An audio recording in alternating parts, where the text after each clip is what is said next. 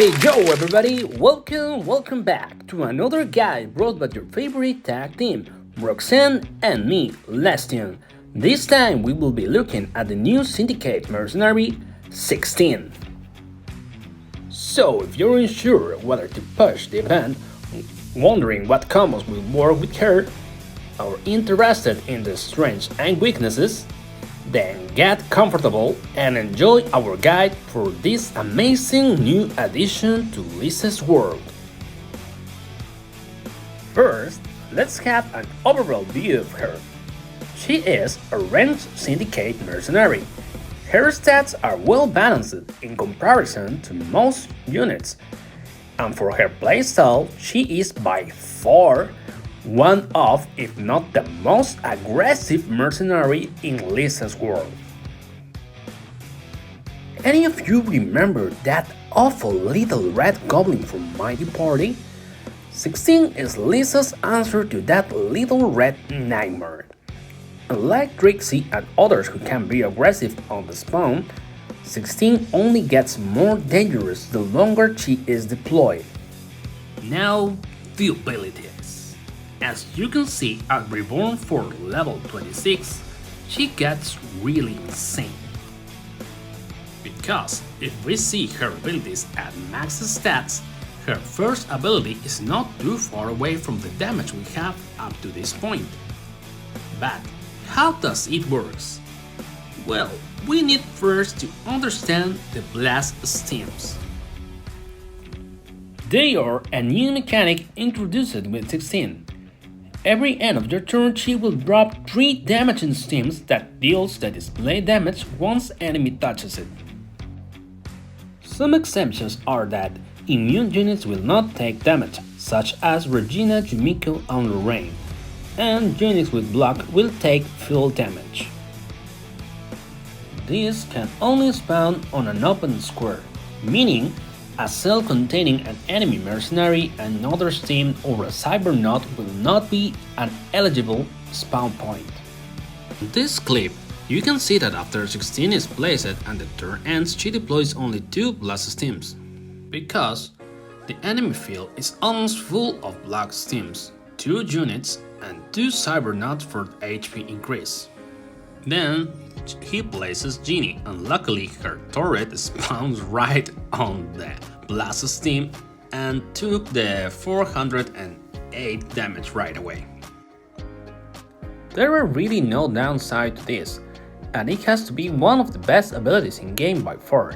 The longer she is in play, the more she will fill the enemy area with blast steams and add a level of control to the enemy spawn points. It's worth noting that these steams will actively counter Alexa and Corbin quite well, as the Alexa block steam and Corbin cybernauts won't be able to spawn if there are no free spaces.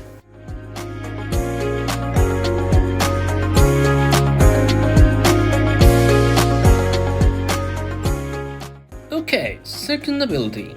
This one, that 16 apply at the buff each time she attacks to all enemies, and when they die, they explode and do the display damage to adjacent allies. This includes structures, cover, blockers, etc. Basically anything on your enemy's side of the map. Well, except the boxes spammed by Roxy, it seems. Unsure if it's intended, but if that's fixed to affect the boxes, then it will be an amazing combo. The debuff doesn't show also when clicking stationary units, spawn turrets, blockers, but it still deals the damage when killed. This debuff also stacks, so every turn 16 attacks, this just adds more damage, making her very effective if she's able to get multi-attack from anywhere. This can create a nice chain reaction of units killing each other with this death damage.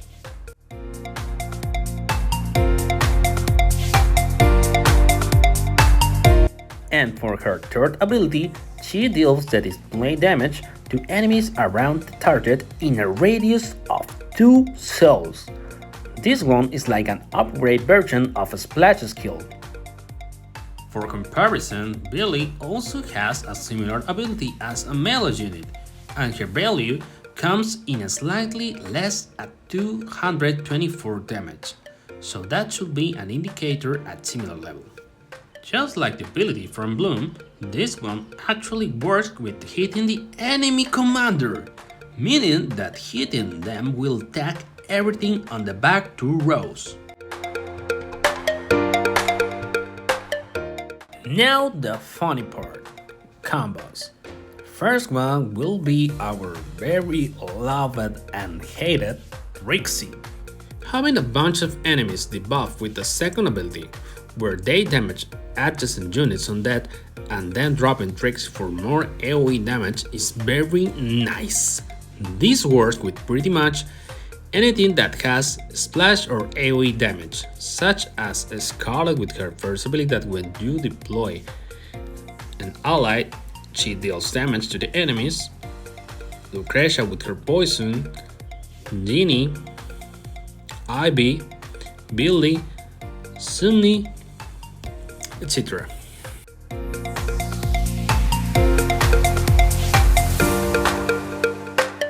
Faye and Sarah.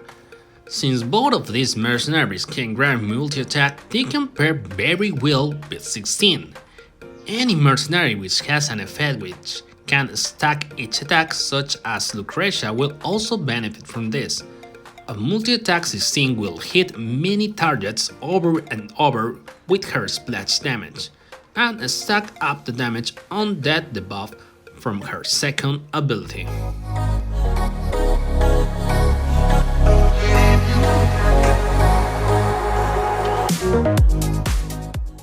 Lucretia.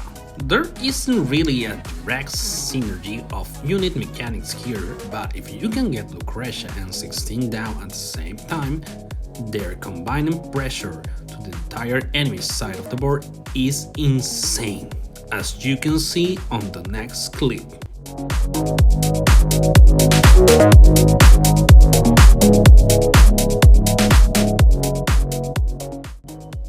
Then we have Lola.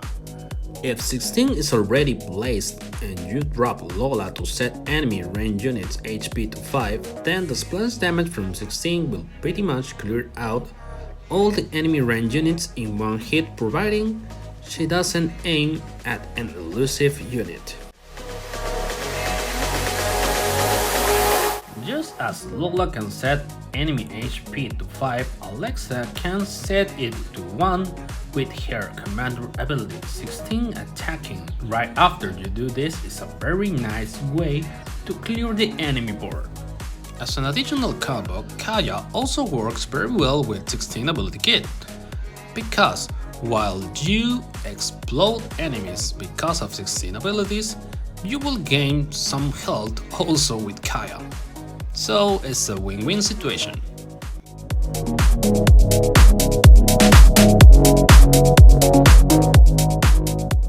Now the bad news. Counters. Obviously, if Florence or Orin hits Sixtine to suppress her, then like any non-immune unit she becomes useless. However, aside from that, even if Florence can't hit Sixtine, she will cleanse allies of the second ability debuff each turn, meaning that won't stack up to crazy amounts if Sixtine is left unchecked. Just as Sixtine is a counter to Alexa, the same can be said in reverse. If Sixtine is placed late game, when your opponent has already filled up their open squares with Alexa's block steams, then Sixtine will be less effective, as she won't be dropping blast steam as well as I show you on the first clip. Sharon and Harper. Currently the only 2 units with elusive skill. They will dodge 16 attack, which means no splash damage will trigger if they are placed in front of her. Finally, Lorraine.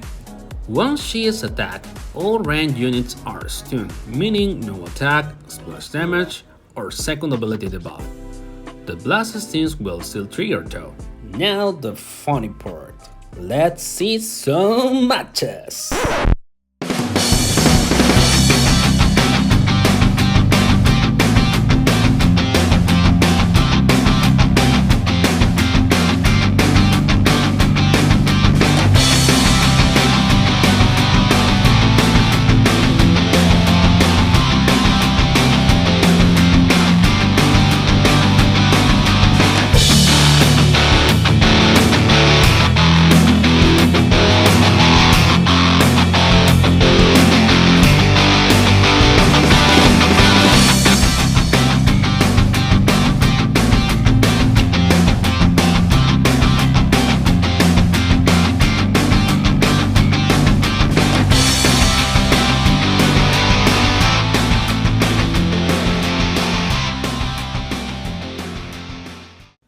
In summary, get 16. Seriously, when we told you that the little red goblin with 16 is based on from Mighty Party gave players nightmares every time he was placed, is an understatement. 16 is a pure attack and very aggressive mercenary. She doesn't have anything too specific in the way of must-have synergies, but that also means she can fit in any lineup. From turn 1, she offers big splash damage, 3 blast steams and a nasty debuff. And this only gets stronger the longer she's down. If she's not dealt with in the first few turns, then you're done, for as the effects just snowball. Kinda like Harper and Salmon. Even if she's killed right after spawn, she still leaves a mark on the game, so it's never a waste. Right now, ranged units dominate Lyssa, and while 16 surely adds to that, she is also a nice counter to a ranged heavy composition because of her splash damage. In our opinion, 16 is a no-brainer. Is easily one of the strongest units to date, and has a beautiful costume to unlock. And that's all from us. Thank you kindly for taking the time to read and watch our guide. Please comment if you have any questions or feedback. See you next time. Bye!